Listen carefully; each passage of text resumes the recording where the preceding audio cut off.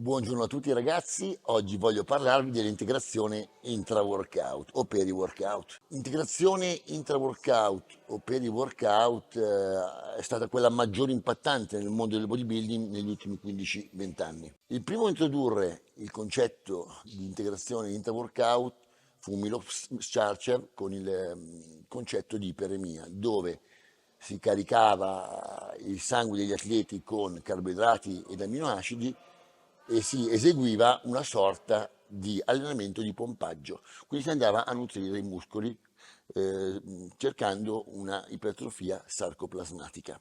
Successivamente, nel 2006, uscirono un sacco di studi su questo e uno studio particolare, quello di Steven Hayward, ha dimostrato che l'integrazione intra-workout faceva guadagnare la doppia quantità di muscoli su 12 settimane in soggetti non allenati. Quindi i soggetti che non si erano allenati guadagnavano 2 kg di muscoli, 2 kg e 100 grammi di muscoli per esattezza, mentre coloro che utilizzavano un'integrazione con carboidrati e aminoacidi essenziali alla fine delle 12 settimane avevano un guadagno doppio. Quindi l'integrazione intra-workout ci fa guadagnare più muscoli.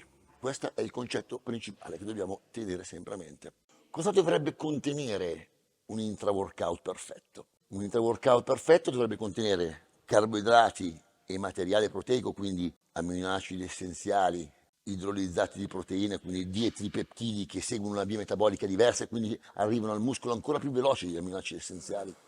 E poi dovrebbe contenere quelli che aiutano l'idratazione cellulare, quindi la glutammina, nel nostro caso noi usiamo sustamina, che è una glutamina particolare che non viene degradata dall'intestino, come avviene con la glutamina normale, sali minerali, creatina, citrullina per stimolare l'ossido nitrico, quindi avere più vascolarizzazione, per creare un sistema per il quale il muscolo rimane idratato, riusciamo ad avere un pompaggio per tutta la durata dell'allenamento.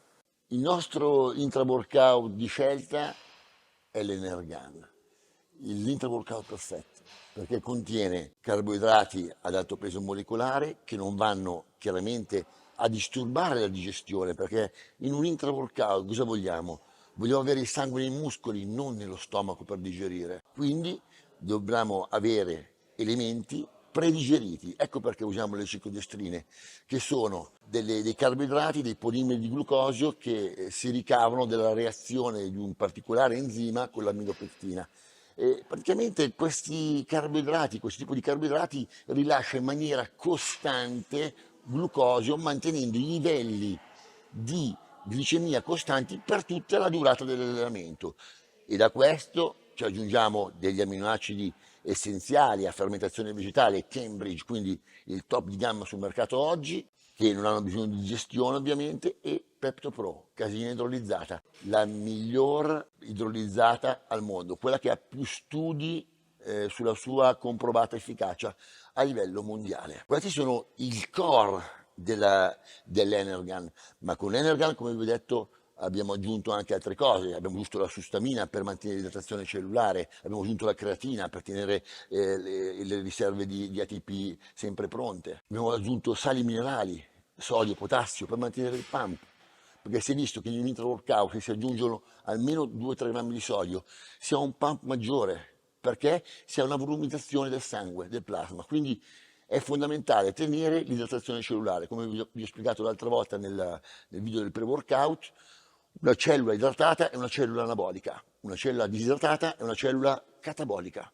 Quindi Energan rimane la base, il miglior pre-workout dal mio punto di vista, al quale posso aggiungere magari extra glycobol o extra peptobol se voglio avere più carboidrati, più ciclodestrine o più PeptoPro. Quindi viene customizzato in base al peso del soggetto. Energan rimane comunque il miglior intra-workout oggi sul mercato.